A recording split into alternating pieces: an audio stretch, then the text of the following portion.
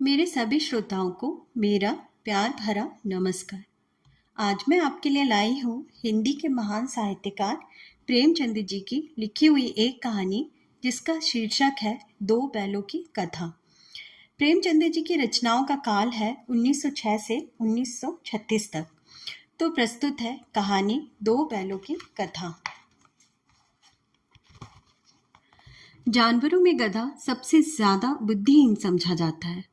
हम जब किसी आदमी को परले दर्जे का बेवकूफ कहना चाहते हैं तो उसे गधा कहते हैं। गधा सचमुच बेवकूफ है या उसके सीधेपन, उसकी निरापद सहिष्णुता ने ही उसे यह पदवी दे दी है, इसका निश्चय नहीं किया जा सकता। गाय सींगे मारती है, ब्याही हुई गाय तो अनायासी सिहनी का रूप धारण कर लेती है। कुत्ता भी बहुत गरीब जानवर है, लेकिन कभी कभी उसे भी क्रोध आ ही जाता है। किंतु गधे को कभी क्रोध करते हुए न सुना न देखा। जितना चाहो गरीब को मारो, चाहे जैसी खराब सड़ी हुई घास सामने डाल दो, उसके चेहरे पर कभी असंतोष की छाया भी न दिखाई देगी। वैशाख में चाहे एकाध बार कुलेल कर लेता हो, पर हमने तो उसे कभी खुश होते नहीं देखा। उसके चेहरे पर एक स्थायी विषाद स्थायी रूप से छाया रहता है। सुख दुख हानि लाभ किसी भी दशा में उसे बदलते नहीं देखा। ऋषियों मुनियों के जितने गुण हैं वे सभी उसमें पराकाष्ठा को पहुंच गए हैं, पर आदमी उसे बेवकूफ कहता है। सद्गुणों का इतना अनादर कभी नहीं देखा। कदाचित सीधापन संसार के लिए उपयुक्त नहीं है। देखे ना, भारतवासियों की अफ्रीका में क्यों दुर्दशा हो रही है। क्यों अमेरिका में उन्हें घुसने नहीं दिया जाता। बेचारे शराब नहीं पीते, 4 पैसे कुछ समय के लिए बचा कर रखते हैं, जी तोड़कर काम करते हैं, किसी से लड़ाई झगड़ा नहीं करते, 4 बातें सुनकर गम खा जाते हैं, फिर भी बदनाम है। कहा जाता है वे जीवन के आदर्श को नीचा करते हैं। अगर वे भी ईंट का जवाब पत्थर से देना सीख जाते तो शायद सभ्य कहलाते। जापान की मिसाल सामने है। एक ही विजय ने उसे संसार की सभ्य जातियों में गण्य बना दिया। लेकिन गधे का एक छोटा भाई और भी है जो उससे कम ही गधा है, और वह है बैल। जिस अर्थ में हम गधे का प्रयोग करते हैं, कुछ उसी से मिलते जुलते अर्थ में बच्चा के ताऊ का भी प्रयोग करते हैं। कुछ लोग बैल को शायद बेवकूफ़ी में सर्वश्रेष्ठ कहेंगे, मगर हमारा विचार ऐसा नहीं है। बैल कभी कभी मारता भी है, कभी कभी अड़ियल बैल भी देखने में आता है, और भी कई रीतियों से अपना असंतोष प्रकट कर देता है। अतः उसका स्थान गधे से नीचा है। जूरी कांची के दोनों बैलों के नाम थे हीरा और मोती। दोनों पछाई जाति के थे, देखने में सुंदर, काम में चौकस, डील में ऊंचे। बहुत दिनों साथ रहते रहते दोनों में भाईचारा हो गया था। दोनों आमने सामने या आसपास बैठे हुए एक दूसरे से मूक भाषा में विचार विनिमय करते थे। एक दूसरे की मन की बातें कैसे समझ जाता था हम नहीं कह सकते। अवश्य उनमें कोई ऐसी गुप्त शक्ति थी जिससे जीवों में श्रेष्ठता का दावा करने वाला मनुष्य वंचित है। दोनों एक दूसरे को चाटकर और सूंघकर अपना प्रेम प्रकट करते। कभी कभी दोनों सींग भी मिला लिया करते थे, विग्रह के नाते से नहीं, केवल विनोद के भाव से, आत्मीयता के भाव से। जैसे दोस्तों में घनिष्ठता होते ही धौल धप होने लगता है। इसके बिना दोस्ती कुछ फुसफुसी, कुछ हल्की सी रहती है, जिस पर ज्यादा विश्वास नहीं किया जा सकता। जिस वक्त ये दोनों बैल हल या गाड़ी में जोत दिए जाते और गर्दन हिला हिलाकर चलते, उस वक्त हर एक की यही चेष्टा होती थी कि ज्यादा से ज्यादा बोझ मेरी ही गर्दन पर रहे। दिन भर के बाद दोपहर या संध्या को दोनों खुलते तो एक दूसरे को चाट चाट कर अपनी थकान मिटा लिया करते। नाद में खली भूसा फट जाने के बाद दोनों साथ उठते, साथ नाद में मुंह डालते और साथ ही बैठते थे। एक मुंह हटा लेता तो दूसरा भी हटा लेता था। संयोग की बात, झूरी ने एक बार गोई को ससुराल भेज दिया। बैलों को क्या मालूम वे क्यों भेजे जा रहे हैं। समझे मालिक ने हमें भेज दिया। अपना यूं बेचा जाना उन्हें अच्छा लगा या बुरा, कौन जाने। पर झूरी के साले गया को घर तक गोई ले जाने में दांतों पसीना आ गया। पीछे से हाँकता तो दोनों दाएं बाएं भागते, पगिया पकड़कर आगे से खींचता तो दोनों पीछे की ओर जोर लगाते, मारता तो दोनों सींग नीचे करके हुंकारते। अगर ईश्वर ने उन्हें वाड़ी दी होती तो झूरी से पूछते, तुम हम गरीबों को क्यों निकाल रहे हो? हमने तो तुम्हारी सेवा करने में कोई कसर नहीं उठा रखी। अगर इतनी मेहनत से काम ना चलता था तो और काम ले लेते। हमें तो तुम्हारी चाकरी में मर जाना कबूल था। हमने कभी दाने चारे की शिकायत नहीं की। तुमने जो कुछ खिलाया वह सिर झुकाकर खा लिया। फिर तुमने हमें जालिम के हाथों क्यों भेज दिया? संध्या समय दोनों बैल अपने नए स्थान पर पहुंचे। दिन भर के भूखे थे, लेकिन जब नाद में लगाए गए तो एक ने भी उसमें मुंह नहीं डाला। दिल भारी हो रहा था। जिसे उन्होंने अपना घर समझ रखा था वह आज उनसे छूट गया। यह नया घर, नया गांव, नए आदमी उन्हें बेगानों से लगते थे। दोनों ने अपनी मूक भाषा में सलाह की, एक दूसरों को कनखियों से देखा और लेट गए। जब गांव में सोता पड़ गया तो दोनों ने जोर मारकर पगे तोड़ा डाले और घर की तरफ चले। पगे बहुत मजबूत थे। अनुमान न हो सकता था कि कोई बैल उन्हें तोड़ सकेगा, पर इन दोनों में इस समय दूनी शक्ति आ गई थी। एक एक झटके में रस्सियां टूट गई। झूरी प्रातःकाल सोकर उठा तो देखा कि दोनों बैल चरनी पर खड़े हैं। दोनों की गर्दनों में आधा आधा गराव लटक रहा है। घुटने तक पांव कीचड़ से भरे हैं और दोनों की आंखों में विद्रोह में स्नेह झलक रहा है। झूरी बैलों को देखकर स्नेह से गदगद हो गया। दौड़कर उन्हें गले लगा लिया। प्रेमालिंगन और चुंबन का वह दृश्य बड़ा ही मनोहर था। घर और गांव के लड़के जमा हो गए और तालियां बजा बजाकर उनका स्वागत करने लगे। गांव के इतिहास में यह घटना अभूतपूर्व न होने पर भी महत्वपूर्ण थी। बाल सभा ने निश्चय किया, दोनों पशु वीरों को अभिनंदन पत्र देना चाहिए। कोई अपने घर से रोटियां लाया, कोई गुड़, कोई चोकर, कोई भूसी। एक बालक ने कहा, ऐसे बैल किसी के पास ना होंगे। दूसरे ने समर्थन किया, इतनी दूर से दोनों अकेले चले आए। तीसरा बोला, बैल नहीं है वे, उस जन्म के आदमी हैं। इसका प्रतिवाद करने का किसी को साहस ना हुआ। झूरी की स्त्री ने बैलों को दौर पर देखा तो जल उठी। बोली, कैसे नमक हराम बैल हैं कि एक दिन वहां काम ना किया, भाग खड़े हुए। झूरी अपने बैलों पर यह आक्षेप ना सुन सका। नमक हराम क्यों है? चारा दाना न दिया होगा तो क्या करते? स्त्री ने रोब के साथ कहा, बस तुम ही तो बैलों को खिलाना जानते हो, और तो सभी पानी पिला पिला कर रखते हैं। झूरी ने चिढ़ाया, चारा मिलता तो क्यों भागते? स्त्री चिड़ी, भागे इसलिए कि वो लोग तुम जैसे बुद्धुओं की तरह बैलों को सहलाते नहीं, खिलाते हैं तो रगड़कर जोतते भी हैं। ये दोनों ठहरे कामचोर, भाग निकले। अब देखो कहाँ से खली और चोकर मिलता है। सूखे भूसे के सिवा कुछ ना दूंगी, खाए चाहे मरे। वही हुआ। मजूर को बड़ी ताकीद कर दी गई कि बैलों को खाली सूखा भूसा दिया जाए। बैलों ने नाद में मुंह डाला तो फीका फीका, ना कोई चिकनाहट ना कोई रस। क्या खाए? आशा भरी आंखों से द्वार की ओर ताकने लगे। झूरी ने मजूर से कहा, थोड़ी सी खली क्यों नहीं डाल देते वे? मालकिन मुझे मार ही डालेगी।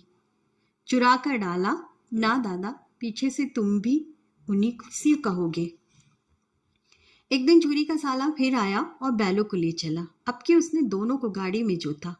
2 बार मोती ने गाड़ी को सड़क की खाई में गिराना चाहा, पर हीरा ने संभाल लिया। वह ज्यादा सहनशील था।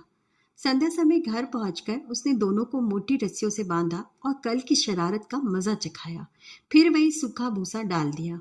अपने दोनों बैलों को खली चूनी सब कुछ दी। दोनों बैलों का ऐसा अपमान कभी ना हुआ था। झूरी इन्हें फूल की छड़ी से भी ना छूता था। उसकी टिटकार पर दोनों उड़ने लगते थे। यहाँ मार पड़ी। आह, सम्मान की व्यथा तो थी ही, उस पर मिला सूखा भूसा। नाक की तरफ आंखें तक न उठाई।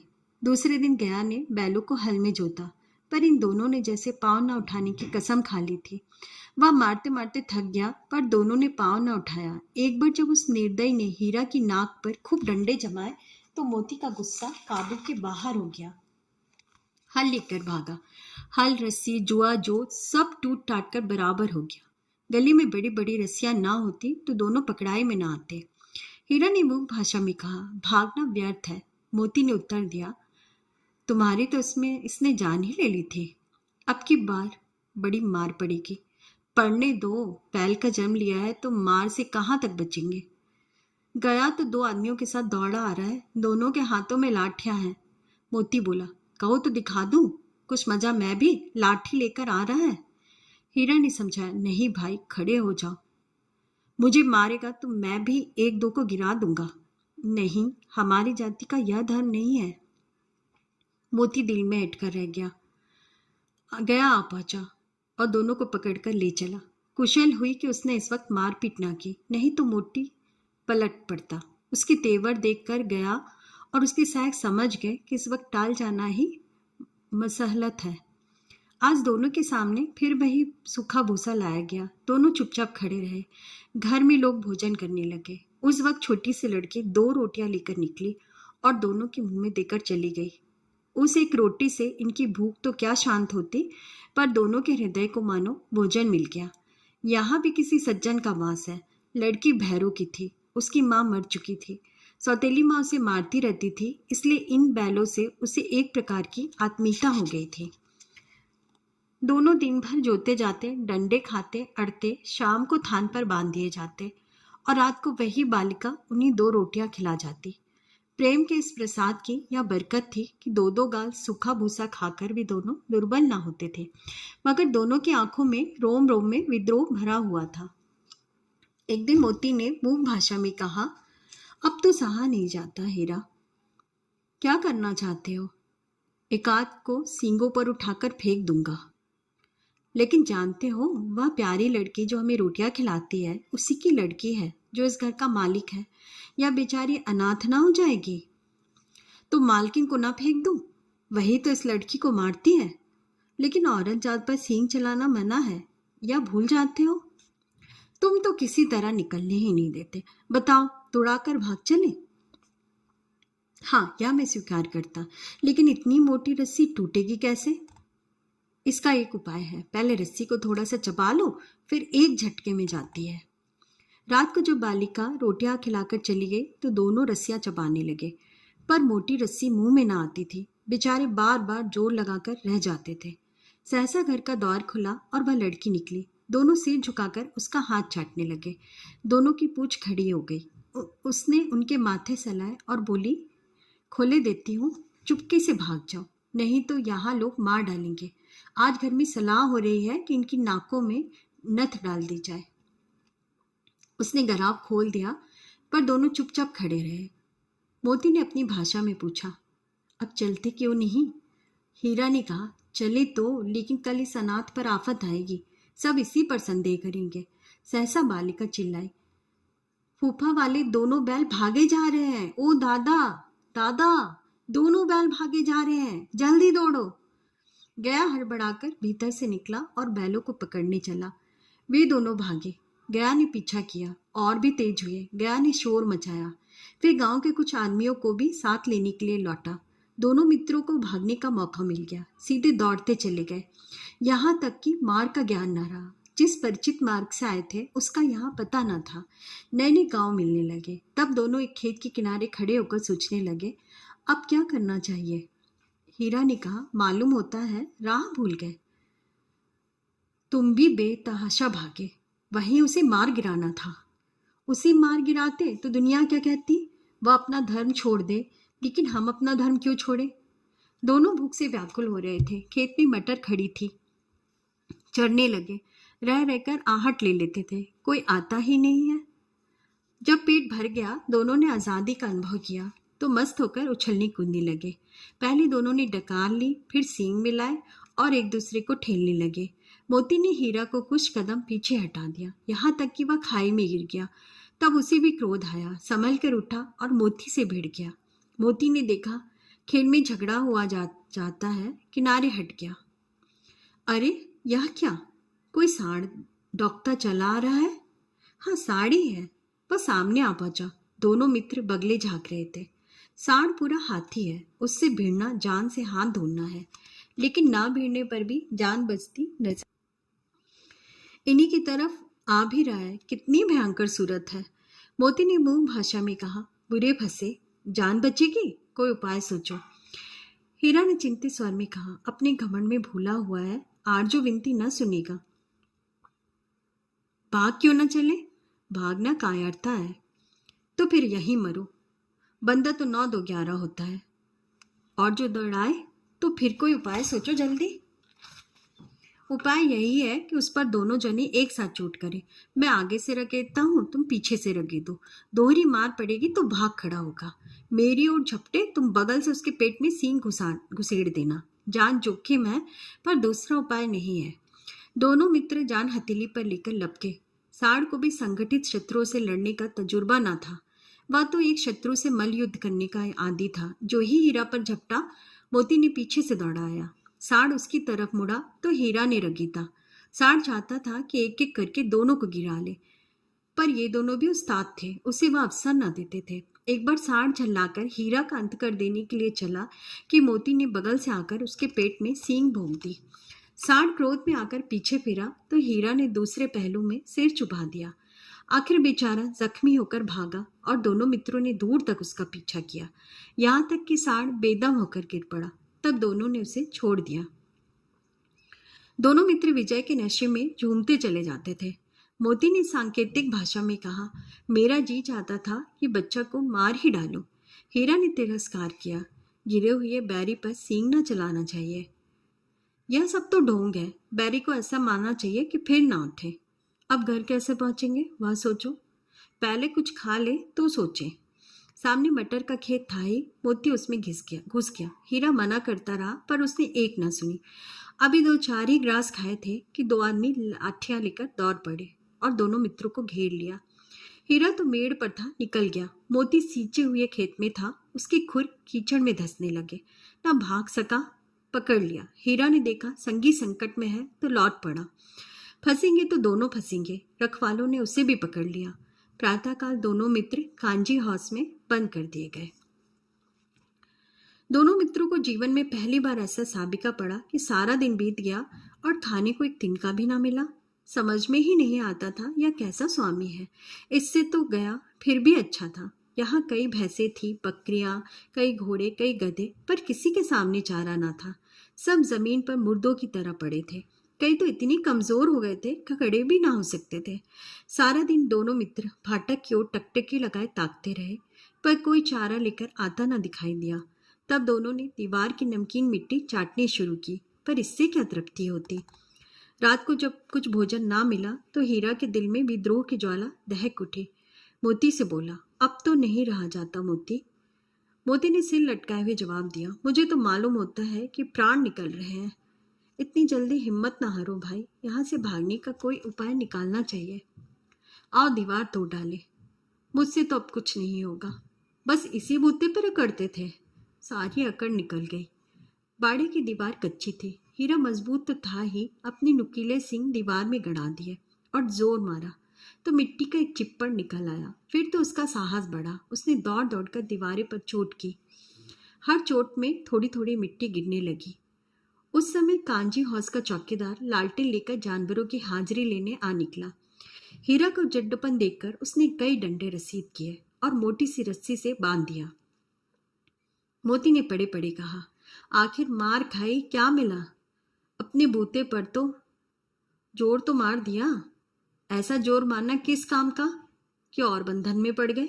जोर तो मारता ही जाऊंगा, चाहे कितने ही बंधन पड़ते जाए। जान से हाथ धोना पड़ेगा। कुछ परवाह नहीं, यूं भी मरना ही है। सोचो दीवार खुद जाती है तो कितनी जानें बच जाती। इतने भाई यहाँ बंद है, किसी की देह में जान नहीं है। 2-4 दिन और यही हाल रहा तो सब मर जाएंगे। हाँ, यह बात तो है। अच्छा तो ला, फिर मैं भी जोर लगाता हूँ। मोती ने दीवार में उसी जगह सींग मारी। थोड़ी सी मिट्टी गिरी और फिर हिम्मत बढ़ी। फिर तो वह दीवार में सींग लगाकर इस तरह जोर मारने लगा माना किसी प्रतिद्वंदी से लड़ रहा हो। आखिर कोई 2 घंटे की जोर आजमाइश के बाद दीवार ऊपर से लगभग 1 हाथ गिर गई। उसने दूनी शक्ति से दूसरा धक्का मारा तो आधी दीवार गिर पड़ी। दीवार का गिरना था कि अधमरे से पड़े हुए सभी जानवर चीत उठे।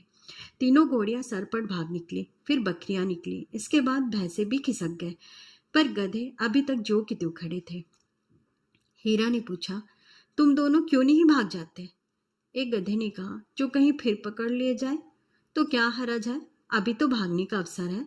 हमें तो डर लगता है, हम यहीं पड़े रहेंगे। आधी रात से ऊपर जा चुकी थी। दोनों गधे अभी तक खड़े सोच रहे थे कि भागे या ना भागे, और मोती अपने मित्र की रस्सी तोड़ने में लगा हुआ था। जब वह हार गया तो हीरा ने कहा, तुम जाओ, मुझे यहीं पड़ा रहने दो, शायद कहीं भेंट हो जाए। मोती ने आंखों में आंसू लाकर कहा, तुम मुझे इतना स्वार्थी समझते हो हीरा? हम और तुम इतने दिनों एक साथ रहे हैं, आज तुम विपत्ति में पड़ गए तो मैं तुम्हें छोड़कर अलग हो जाऊं? हीरा ने कहा, बहुत मार पड़ेगी, लोग समझ जाएंगे या तुम्हारी शरारत है। मोती ने गर्व से बोला, जिस अपराध के लिए तुम्हारे गले में बंधन पड़ा, उसके लिए अगर मुझ पर मार पड़े तो क्या चिंता। इतना तो हो ही गया है कि 9-10 प्राणियों की जान बच गई, वे सब तो आशीर्वाद देंगे। यह कहते हुए मोती ने दोनों गधों को सींगों से मार मार कर बाड़े से बाहर निकाला, तब अपने बंधु के पास आकर सो रहा। भोर होते ही मुंशी और चौकीदार तथा अन्य कर्मचारियों में कैसी खलबली मची, इसके लिखने की जरूरत नहीं। बस इतना ही काफी है कि मोती की खूब मरम्मत हुई और उसे भी मोटी रस्सी से बांध दिया गया। एक सप्ताह तक दोनों मित्र वहीं बंधे पड़े रहे। किसी ने चारे का एक तृण भी न डाला। हाँ, एक बार पानी दिखा दिया जाता था, यही उनका आधार था। दोनों इतने निर्बल हो गए थे कि उठा तक नहीं जाता था। ठठरियां निकल आई थी। एक दिन बाड़े के सामने डुग्गी बजने लगी और दोपहर होते होते वह 50-60 आदमी जमा हो गए। तब दोनों मित्र निकाले गए और उनकी देखभाल होने लगी। लोग आकर उनकी सूरत देखते और मन फीका करके चले जाते। ऐसे मृतक बैलों का कौन खरीदार होता। सहसा एक दड़ियाल आदमी, जिसकी आंखें लाल थी और मुद्रा अत्यंत कठोर, आई, दोनों मित्रों के कूलों में उंगली गोदकर मुंशी जी से बातें करने लगा। उसका चेहरा देखकर अंतर्ज्ञान से दोनों मित्रों के दिल कांप उठे। वह कौन है और उन्हें क्यों टटोल रहा है, इस विषय में उन्हें कोई संदेह न हुआ। दोनों ने एक दूसरे को भीत नेत्रों से देखा और सिर झुका लिया। हीरा ने कहा, गया कि घर से नाहक भागे, अब तो जान न बचेगी। मोती ने अश्रद्धा के भाव से उत्तर दिया, कहते हैं भगवान सबके ऊपर दया करते हैं, उन्हें हमारे ऊपर दया क्यों नहीं आती? भगवान के लिए हमारा जीना मरना दोनों बराबर है। चलो अच्छा ही है, कुछ दिन उसके पास तो रहेंगे। एक बार भगवान ने उस लड़की के रूप में हमें बचाया था, क्या अब ना बचाएंगे? यह आदमी छुरा चलाएगा, देख लेना। तो क्या चिंता है, मांस खाल सींग हड्डी सब किसी न किसी काम आ जाएगी। नीलाम हो जाने के बाद दोनों मित्र उस दड़ियल के पास चले। दोनों की बोटी बोटी कांप रही थी। बेचारे पांव तक ना उठा सकते थे, पर भय के मारे गिरते पड़ते भागते जाते थे, क्योंकि वहां जरा भी चाल धीमी हो जाने पर जोर से डंडा जमा देता था। राह में गाय बैलों का एक रेवड़ हरे हरे खेत में चरता नजर आया। सभी जानवर प्रसन्न थे, चिकने चपल, कोई उछलता था, कोई आनंद से बैठा पागुर करता था। कितना सुखी जीवन था इनका, पर कितनी स्वार्थी हैं सब। किसी को चिंता नहीं कि उनके दो भाई बधिक के हाथ पड़े कैसे दुखी है। सहसा दोनों को ऐसे मालूम हुआ कि यह परिचित राह है। हाँ, इसी रास्ते से गया उन्हें ले गया था। वही खेत, वही बाग, वही गांव मिलने लगे। प्रतिक्षण उनकी चाल तेज होने लगी। सारी थकान, सारी दुर्बलता गायब हो गई। यह लो, अपना ही गांव आ गया। इसी कुएं पर हम पुर चलाने आया करते थे, यही कुआं है। मोती ने कहा, हमारा घर नजदीक आ गया है। हीरा बोला, भगवान की दया है, मैं तो अब घर भागता हूँ। यह जाने देगा? इसे मैं मार गिराता हूँ। नहीं नहीं, दौड़कर थान पर चलो, वहां से हम आगे न जाएंगे। दोनों उन्मत्त होकर बछड़ों की भांति कुलेले करते हुए घर की ओर दौड़े। वह हमारा थान है। दोनों दौड़कर अपने थान पर आए और खड़े हो गए। दड़ियाल भी पीछे पीछे दौड़ा चला आता था। जूरी द्वार पर बैठा धूप खा रहा था। बैलों को देखते ही दौड़ा और उन्हें बारी बारी से गले लगाने लगा। दोनों मित्रों की आंखों से आनंद के आंसू बहने लगे। एक झूरी का हाथ चाट रहा था। दड़ियाल ने जाकर बैलों की रस्सियां पकड़ ली। झूरी ने कहा, मेरे बैल हैं। तुम्हारे बैल कैसे हैं? मैं मवेशी खाने से नीलाम लिए आता हूँ। मैं तो समझता हूँ चुराए ले आते हो। चुपके से चले जाओ, मेरे बैल हैं। मैं बेचूंगा तो बिकेंगे। किसी को मेरे बैल नीलाम करने का क्या अख्तियार है? जाकर थाने में रपट कर दूंगा। मेरे बैल हैं, इसका सबूत यह है कि मेरे द्वार पर खड़े हैं। दड़ियाल चिल्लाकर बैलों को जबरदस्ती पकड़ के ले जाने के लिए बढ़ा। उसी वक्त मोती ने सींग चलाया। दड़ियाल पीछे हटा। मोती ने पीछा किया। दड़ियाल भागा। मोती पीछे दौड़ा। गांव के बाहर निकल जाने पर वह रुका, पर खड़ा दड़ियाल का रास्ता देख रहा था। दड़ियाल दूर खड़ा धमकियां दे रहा था, गालियां निकाल रहा था, पत्थर फेंक रहा था, और मोती विजयी शूर की भांति उसका रास्ता रोके खड़ा था। गांव के लोग यह तमाशा देखते थे और हंसते थे। जब दड़ियल हार कर चला गया तो मोती अकड़ता हुआ लौटा। हीरा ने कहा, मैं तो डर रहा था कहीं तुम गुस्से में आकर मार न बैठो। अगर वह मुझे पकड़ता तो मैं बेमारे न छोड़ता। अब ना आएगा, आएगा तो दूर से ही खबर लूंगा। देखो कैसे ले जाता है, जो गोली मरवा दे। मर जाऊंगा पर उसके काम ना आऊंगा। हमारी जान को कोई जान ही नहीं समझता, इसलिए कि हम इतने सीधे हैं। जरा देर में नादों में खली, भूसा, चोकर और दाना भर दिया गया और दोनों मित्र खाने लगे। जूरी खड़ा दोनों को सहला रहा था और बीसों लड़के तमाशा देख रहे थे। सारे गांव में उत्साह सा मालूम होता था। उसी समय मालकिन ने आकर दोनों के माथे चूम लिए। आप सबका कहानी सुनने के लिए